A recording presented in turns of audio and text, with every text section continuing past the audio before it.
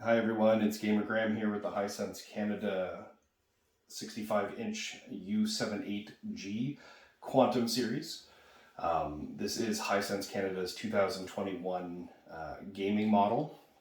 The main reasons for it being their gaming model is because it is HDMI 2.1 capability with 2 ports, 120 Hz native panel with 480 motion rate.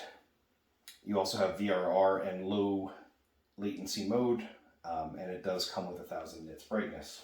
It is an Android TV and does come synced with Netflix, YouTube, Amazon Prime Video, Disney Plus, and obviously Google Play.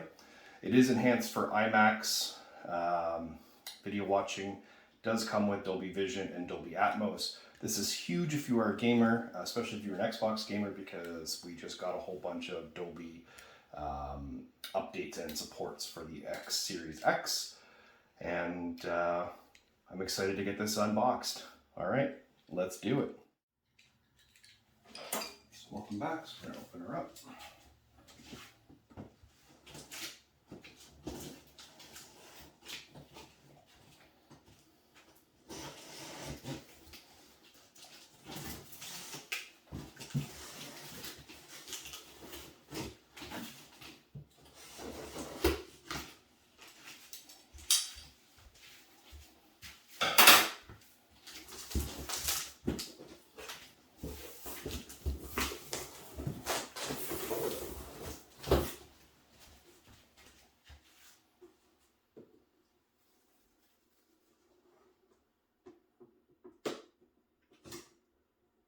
So warning to make sure when you're unboxing it that you don't hit the front of it, which that's the front. Have one of the legs. It looks like the legs are very much like my older QHG.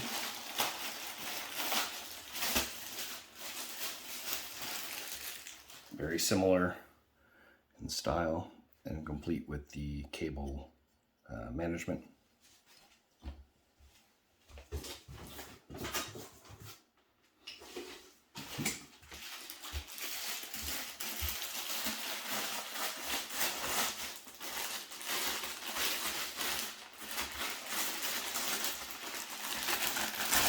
And this was just the other leg.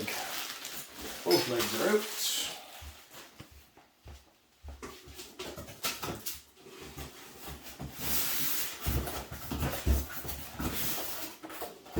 Big old piece of styrofoam.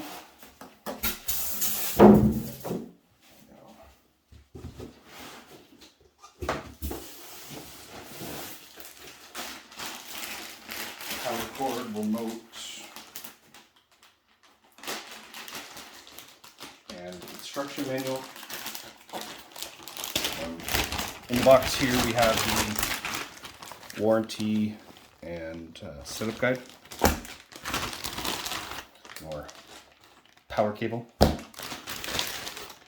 a RCA to audio cable, which is interesting. They package that. You can get that before. Screws for the mounts or for the legs.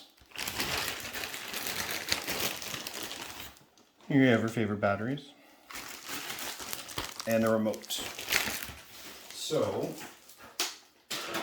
just because the remotes seem very different from my last model. This remote has the Tubi, the Netflix, Prime, Disney Plus, and Google Play buttons directly onto them. I'm trying to get it so it focus, but of course it doesn't want to. Your Google Assistance button, power input, favorite, volume standard stuff. The older model that I have just has Netflix, YouTube, Prime, and Play. So it's nice to see Disney Plus and Tubi added on as well. Don't use Tubi too much, but it's good to have it. You do find the odd movies on there. No buttons, no numbers.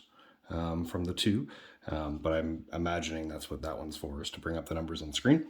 It's a very interesting choice that was removed, but I guess it does make the remote less busy, less cumbersome.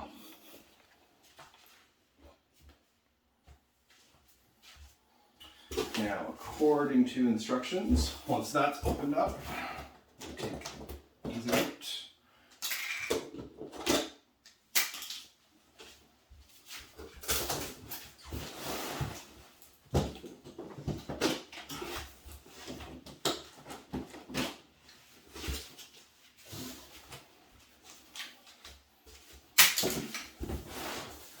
All right, now pull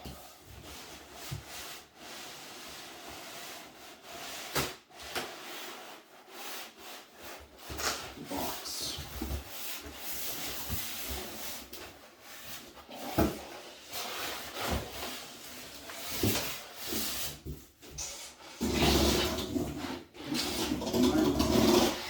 A much bigger TV than what I've had in here previously, because I have my 50-inch set up behind it for now.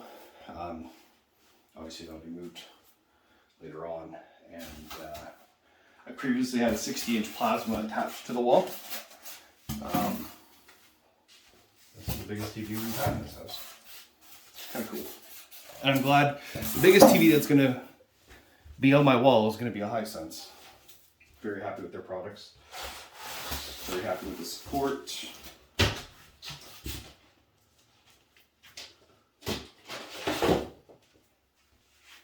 So there we have it.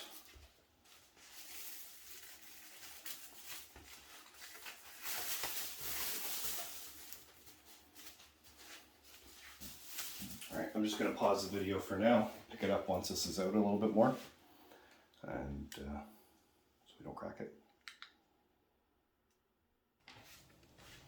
All right, so we have it out of its full box. It was a little heavier and cumbersome than my old 50-inch, so I had to call my wife down to help me out. So we got it out of its box, got it on the panel. Very safe to put down on the cardboard supplied. And if you take a look at the manual for the 65-inch, it does give you two different setups depending on how big your table is and how much it can stand. Now I'm going to use the furthest one out just because I have a wide table and I want to make sure it's 100% secure with my 4.5-year-old running down, which is another reason why this will be mounted on Tuesday. So, going to take, they're very labeled for R and L, so we're going to take R1. Make sure it's in back so you can tell, because the cable management is on the back. Right. Don't press too heavy down on the panels, obviously. Take a trusty screwdriver.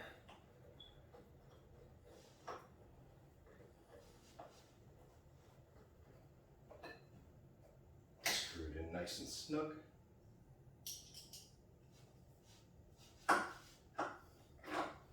Now, if the legs are designed, obviously, to fit the smaller location, which is right here.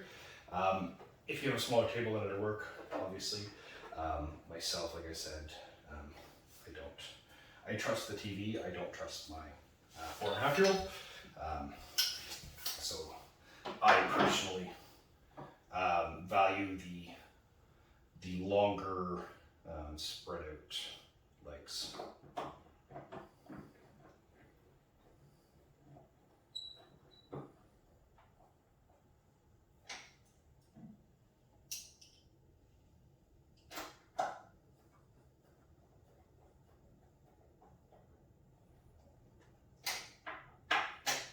There is some cable management grooves back here, just in front of the legs, where the cable can go through as well too. Your mounting bracket would go here, or will go here, on Tuesday for me, and I'll make sure I do another video with stuff on the wall. I am redesigning my whole front of my game room.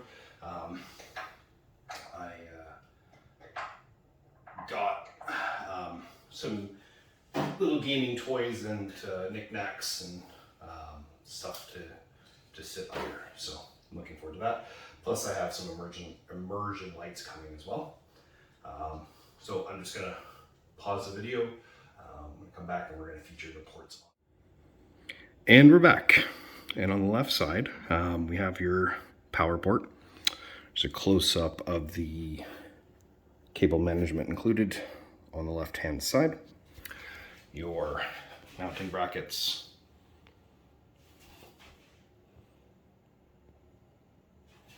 And directly on the right-hand side, you have your LAN port, your digital audio, your serial, and your service port. And on the back, you have a reset port, USB 2.0, your AV, or so your headphones, your AV port, that's what that yellow, red, and white cable was for, and cable, and port HDMI 4 and HDMI 3 are your 4K 120 hertz ports. More especially is the eARC at HDMI 3. These are your ports that you want for your PS5 and your Xbox Series X, because they will support the 120 hertz and 120 FPS gaming. And then you have your regular HDMI 4K 60 hertz, good for your regular PlayStations, your regular Xboxes, your cable boxes if they're HDMI, and so on and so forth. And then your USB 1 port. And I believe the USB ports are, that one's 3.0, and then the other one's just regular 2.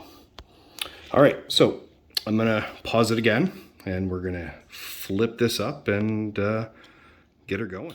All right, so we have it up. If you're familiar with my setup, I normally have my PlayStation on the other side. For this setup today, at least until I get it mounted, I've had to put the PlayStation on the other side.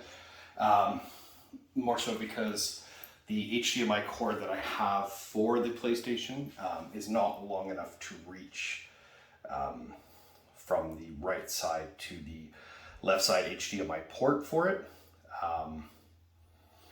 When I mount it, it won't be as much of a problem because the TVs or the consoles will be a little bit closer together and underneath it, as opposed to on the far sides. So it's just going to be like this for a couple of days. The Xbox and the PlayStation are over there. Controllers for the PlayStation, because they plug into the actual power bar as opposed to the actual unit, they are over on the right side. And then the Xbox one's over here. So as you can see, I got it powered on. I have not removed the specialized tape pieces here. I am going to keep them for mounting, because it will help provide some extra buffer when they're being mounted. Or, sorry, when it is being mounted.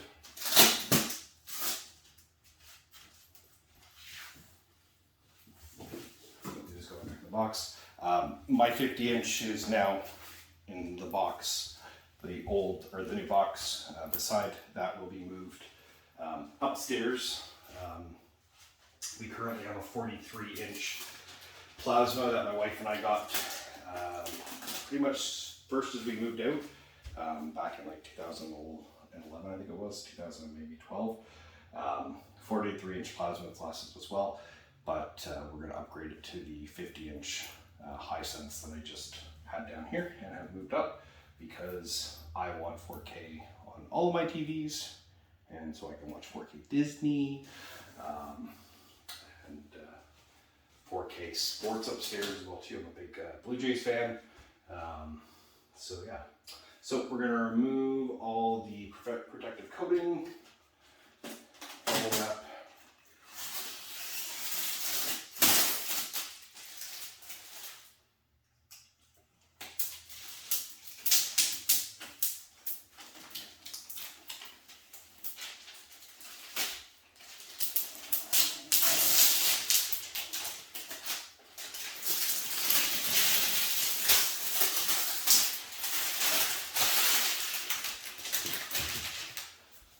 So my one negative thing that I will say about this versus the other Hisense that I had is that, as you saw in the back, right, the back panel, there was no channel.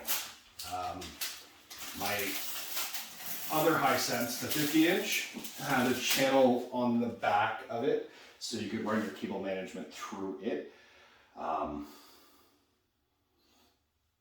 The only really negative thing about the setup so far is just more that cable management little slot is missing, and I wish it was there.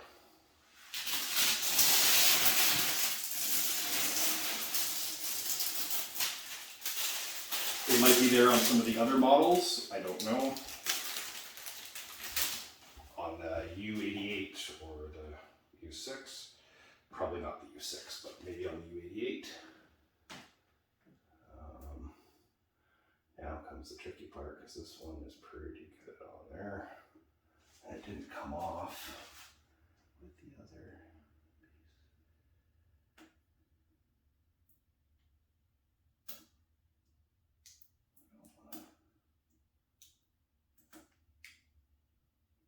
piece.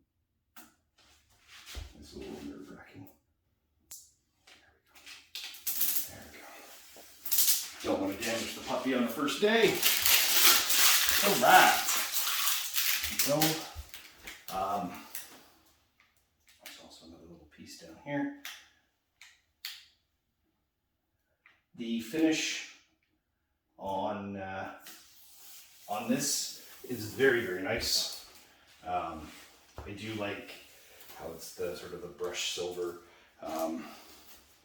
as well too. It does tell you when you look at it on off mic, so you will be able to see that displayed under here. There are physical buttons for mic on or off. So I'm just turning the mic off because I don't like mic active on. So that's on. I think that's off, at least according to the heading on the off switch. So I don't know if those lights go away. They might just stay there. But let's set this up. English. We are in Canada. We are EST. We're in Canada, so we don't have a zip code. So we're going to skip that.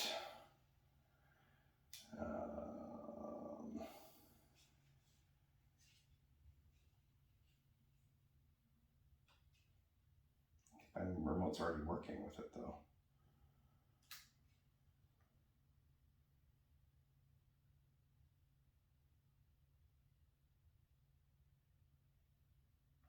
Okay, it's paired. Although it was already working. Connected using Ethernet. I'm going to skip that for now because I don't want to go through it with you guys. I always turn location services off because I find location services are creepy. Nope. No, I don't want to turn the mic on. So we are going to rename this.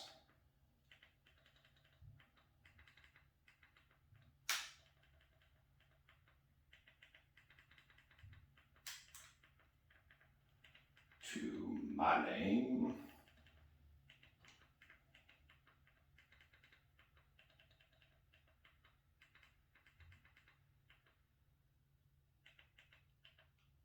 Just use that one.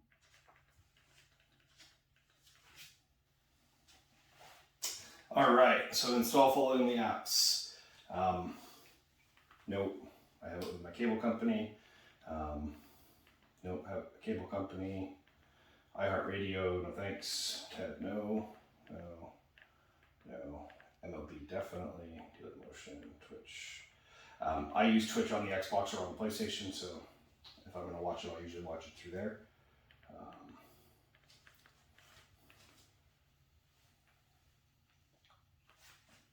Walk through your devices.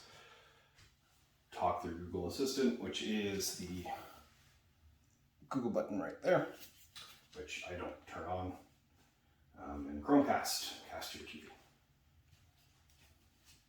So Hisense terms and conditions, standard TNCs. Sorry, I had to edit that out because it did show my serial number and information. So setup is complete. We're going to go home mode because we don't need TV mode. Okay, so we have a firmware right off the bat. Obviously we're in home, we're not in the store, so we don't need to run through the store modes.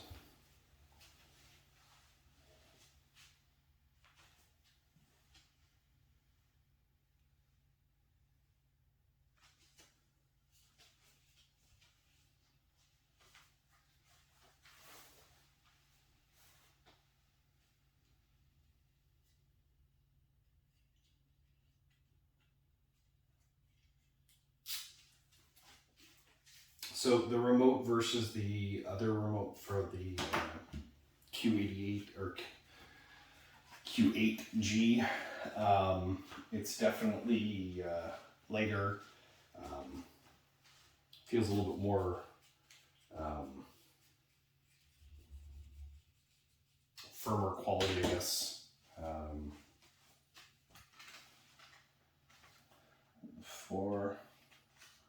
Just going through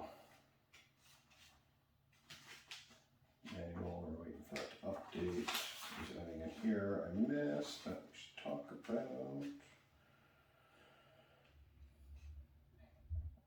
Okay, so yeah, like I said, the buttons underneath, we've turned it off. So we have Google Assistant is off. So the power indicator is still saying on.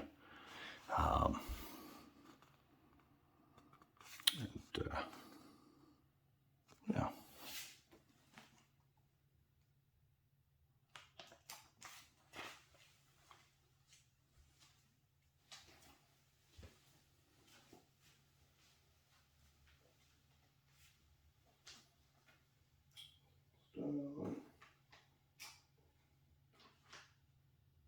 Standard manual stuff tells you to hook up your devices.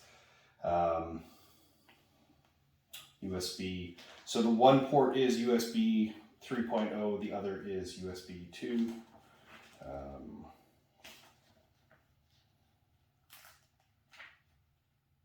That reset button that we saw on the side resets your TV to the factory default settings.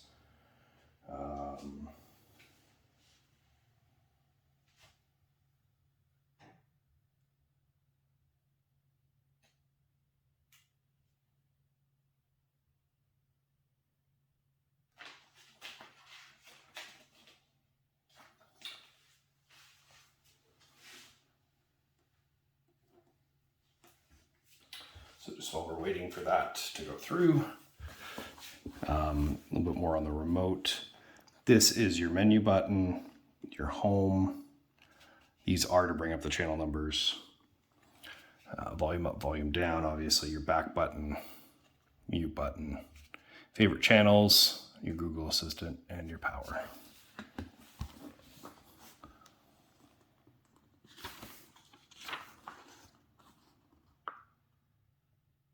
You can program the universal cable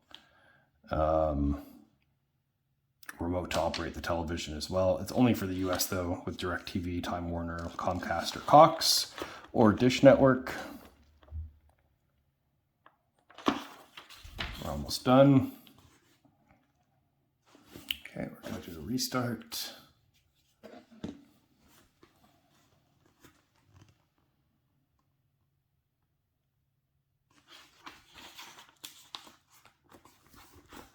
So the power button is on the left side and it is flashing there at the bottom. Or the power light, sorry. And I meant the right side.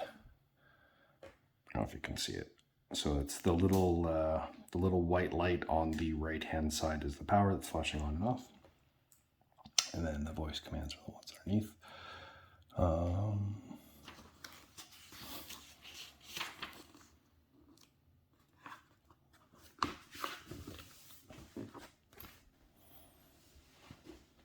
The actual dimensions of the TV with the stand are 57 by 35.5 by 10.7. The weight is 43 without the stand, so it'll be mounted on the wall obviously at 43. With the stand it's 44, but you wouldn't mount the stand. So right now it's 44 pounds. When it'll be on the wall, it'll be 43. All right.